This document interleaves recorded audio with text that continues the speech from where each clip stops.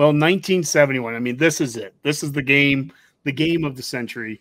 This will probably be its own little segment by itself here. But let's Boomer, you mentioned the first game you went to, 1991. This is actually the first part of this video clip is that game. You can almost feel how cold it is coming through the video. But this was taken from the 20th.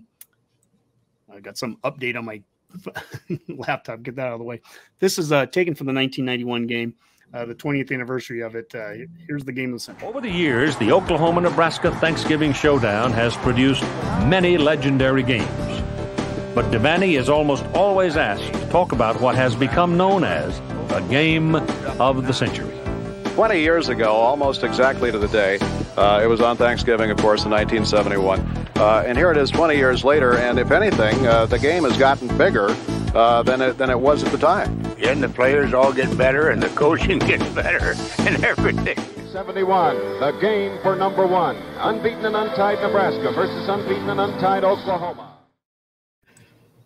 Well, Mike, we have this update that came on my laptop, and I am really hoping it does not restart my computer as during it. But anyways, the Oklahoma game here. Let's talk about the 1971 Oklahoma game.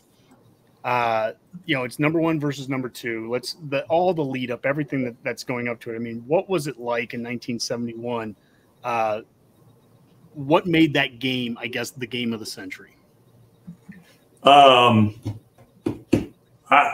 In part, I would say the media and Sports Illustrated probably made it the game of the century. You define it in that way. I remember the cover of Sports Illustrated, the Irresistible Oklahoma meets Immovable Nebraska with Bob Terrio and Greg Pruitt on the cover. And, look at the conference, how dramatic at the end of the year, it was Nebraska number one, Oklahoma number two, Colorado number three in the AP poll. Think how strong the conference was then. The only games that Colorado lost were to Oklahoma and Nebraska. The only game Oklahoma lost was to Nebraska. The conference was strong, and it was the middle of the country, and it was a Thanksgiving Day game. Some of it is just generated by the circumstances. It didn't hurt that it was on Thanksgiving Day, right? You could call it the game of the century because everybody's watching. And, you've got number one ranked team, number two ranked team has to be, you go back to Notre Dame and Michigan State, what year that was, where they played to a tie where Notre Dame didn't try to win it at the end and end up being a national champion. Was that 68 or 69? 66, maybe. Yeah, 60. That sounds right. They had Bubba Smith and yeah. But yeah, that Colorado team. Well, what gets lost in 71 is that the Iron Bowl between Auburn and Alabama was against two undefeated teams. That was the first time that Iron Bowl had been like that. So this is, as far as what's going on down there in the state of Alabama, that's as good as those programs are, up to that point. And Auburn goes on, loses handily to Alabama, and gets blown out in their bowl game by Oklahoma. Nebraska goes and plays an undefeated Alabama team, Bear Bryant, who thought that was one of his best teams, and he just waxes the field with them. And that Colorado team lost by, I think it was, I'm sorry. Colorado beat LSU. The non-conference record or schedule for Colorado in 71 was like LSU and Ohio State, two top 10 teams. And Colorado beat LSU on the road by 10 points. Alabama beat that LSU team on the road by 7. So, to your point, that's how good the Big Eight was. Colorado was the third best team in the country, and really deservingly. I mean, that was probably a national championship caliber kind of team, except they were just in a buzzsaw of a conference with Oklahoma and Nebraska. Yeah, it was really, there was no question. And, the Iron Bowl, I don't think Auburn was as established as Oklahoma. Alabama certainly was, but Oklahoma, Nebraska, both, you'd probably think of both of them before you'd think of Auburn at that point. And I think that probably had something to do with where that fell as well. But yeah, that the conference is what was the big factor, and I really feel like the fact that it was played on Thanksgiving Day, when it was in prime time, it just that's what helped it promote this, the game of the century. It's Sports Illustrated. Look what Sports Illustrated did, put it on the cover. Yeah. Well, and here's the play that at least goes down as the play that really signifies it. And here's Johnny Rodgers. Wiley in the kick. Wiley stands at his own 24, waits for the snap. Rodgers deep for Nebraska. Here's Wiley's kick. It's high. It holds up there. Rodgers takes the ball at the 30. He's hit and got away. Back upfield to the 35, to the 40. He's to the 45. He's to the 50, to the 45, to the 40, to the 35, to the 20, to the 10. He's all the way home.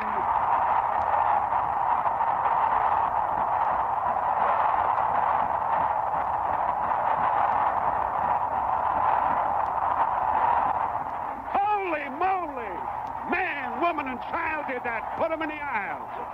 Johnny the Jet Rodgers just tore them loose from their shoes. Johnny the Jet Rodgers just tore him loose from the shoes. I mean, that is Lyle Bremser at his absolute best. That's an iconic play. And we talked about this before the show, Mike. What gets lost in this is that people think, I think sometimes people might think that was the game-winning play. That happened right away. That got Nebraska off to a good start anyway. Certainly. And Rodgers definitely played a big role in the game because, as you mentioned too, his biggest contribution might have come, on that final drive. Yeah. On the final drive, 12 plays, 74 yards, 5 minutes plus. Johnny, they got at the 46-yard line of Oklahoma. They've got 3rd down and 8. And Johnny breaks his route and cuts across the middle because of the way the Sooner defense was set up. And Taggy throws a pass. It's low. Johnny goes down and gets it, picks up the 1st down for 11 yards to the 35. And from there, Nebraska, I think Kenny had 13-yard carry after that. Johnny carried once, and then Kenny carried a 3 times into the end zone for the play that we remember because that was the game-winning touchdown. But it was that 3rd down catch by Johnny. First of all, breaking his route, and second of all, going down and getting that ball. That really, I think that was the play of the game. Nebraska doesn't win the game if he doesn't make that play. I believe. Yeah, Johnny said the same thing. I've seen him in interviews where he said that was the play. But yeah, but the kickoff return, got Nebraska rolling. And you think about that Nebraska team. So you got Larry Jacobson, who won the Outland Trophy that year. You've got Rich Glover, who won the Outland Trophy and the Lombardi the next year. You got Johnny Rodgers, who won the Heisman Trophy the next year. The talent on that Nebraska team was remarkable, and irresistible Nebraska, or immovable Nebraska, Oklahoma, that wishbone. Yeah, that was a thing. Irresistible Oklahoma meets immovable Nebraska. Yeah, and the best defense in the country, Nebraska, the best offense in the country, Oklahoma. And that's something, Mike, obviously we're a Nebraska podcast, so we're going to obviously focus on the Nebraska side of this. But, that Oklahoma team, to talk about some of their players too. I mean, obviously they had Pruitt in the backfield and Mildren. Perhaney is an All-American center, and for Glover to go out and have 20-some tackles. 22 tackles, yeah. 22 tackles. And we are Columbus Scotus guys. And so both Boomer and I, and Scotus, Joe Blaha and Bill Cush. And these guys are getting moved around. Cush is the fast guy, but they moved him to play corner where, hey, we just need to throw a fast guy over there because Blaha's going to play this monster back to defend this wishbone. That's the important thing. It's all about discipline and defending the wishbone. And Oklahoma, Mildren with John Harrison, they end up really hitting us hard with the pass in that game.